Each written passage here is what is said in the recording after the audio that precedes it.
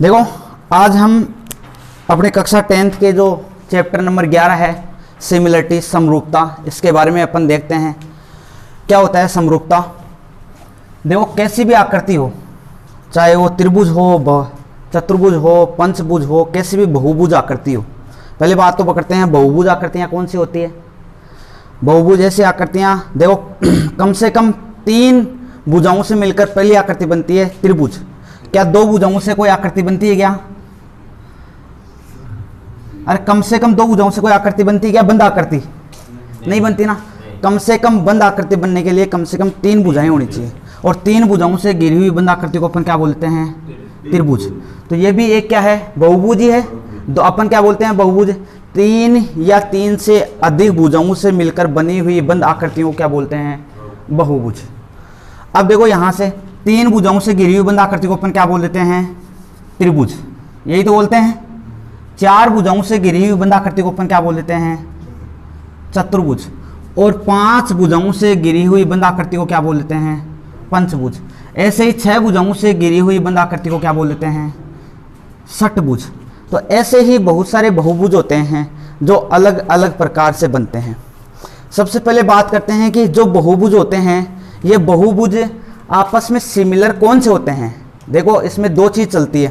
एक तो होता है सिमिलरिटी जिसे बोलते हैं समरूपता, एक होता है सर्वांग सम। एक तो होता है सर्वांग सम, एक होता है समरूप। दोनों में काफ़ी अंतर होता है। अपन सर्वांग सम क्लास 9th में पढ़ चुके हैं। अब यहाँ अपन देखेंगे समरूपता क्या होता है। देखो समरूपता के लिए आपको 2 बातें अवश्य ध्यान रखनी है। कोई भी बहुभुज आकृतियाँ हो उनके लिए 2 बातें अवश्य ध्यान रखनी है। कोई भी 2 आकृतियाँ समरूप होती है, पहली बात तो दोनों के समान भुजाओं से घिरी हुई आकृति होनी चाहिए। पहली बात तो अगर अपने को समरूप दिखाना है तो या तो दोनों त्रिभुज होने चाहिए, या दोनों चतुर्भुज होने चाहिए, या पंचभुज होने चाहिए दोनों के दोनों, या दोनों षटभुज होने चाहिए। ऐसा नहीं है कि एक अपन त्रिभुज ले लें, एक चतुर्भुज ले लें, इनको सिमिलर दिखाएं या इसका समरूप दिखाएं, ऐसा पॉसिबल नहीं है।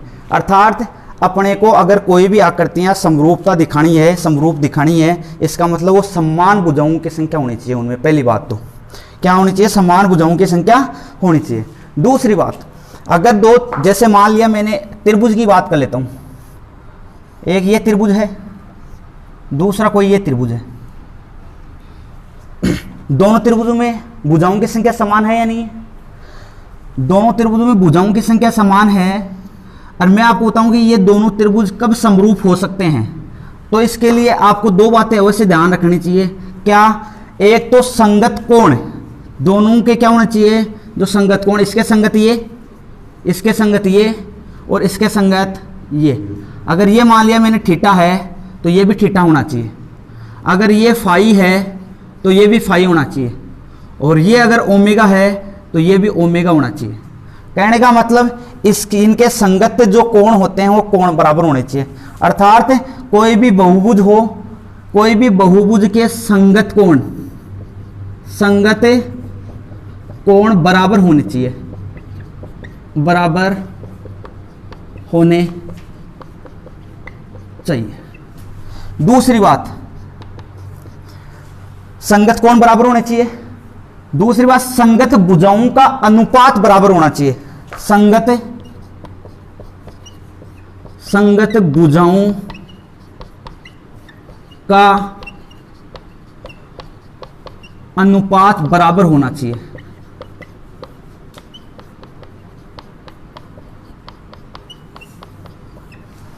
इसका मतलब अगर इसको मैं नाम दूं A, B, C, इसको नाम दे देता हूं P, Q, R।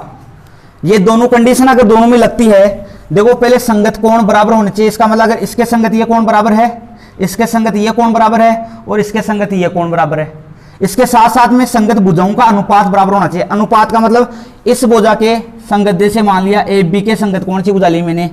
PQ। BC के संगत कौन सी है भुजा? QR। और AC के संगत कौन सी है? PR। इन भुजाओं का जो अनुपात है ये बराबर आना चाहिए। अगर ये बराबर आता है, देखो AB अपॉन PQ, इस भुजा के संगत बताओ, ये भुजा ली है नहीं ली? इस भुजा के संगत इस भुजा का अनुपात और इस भुजा के संगत इस भुजा का अनुपात। अगर ये भुजाओं का अनुपात अगर बराबर आता है तो इस स्थिति में ये दोनों त्रिभुज क्या होते हैं, समरूप होते हैं। तो मैंने यही बताया कि समरूप त्रिभुज तभी होंगे जब क्या होना चाहिए, उनकी दो स्थितियां, ये अगर दोनों स्थितियां उसके लिए है लागू होती है तभी इस स्थिति में दोनों त्रिभुज क्या होते हैं, समरूप होते हैं। या कोई सा बहुभुज हो, प्रत्येक बहुभुज के लिए यही होनी चाहिए, सबसे पहले तो इनकी भुजाओं की बंद आकृति जो भी होगी उनकी भुजाओं की संख्या समान होनी चाहिए। दूसरी बात, उनके जो संगत कोण है, संगत कोण बराबर होने चाहिए। तीसरी बात, संगत कोण बराबर होने चाहिए और संगत भुजाओं का अनुपात बराबर होना चाहिए। तो ऐसे आकृतियों को अपन बोल देते हैं कि ये आकृति इसके क्या होती है, समरूप।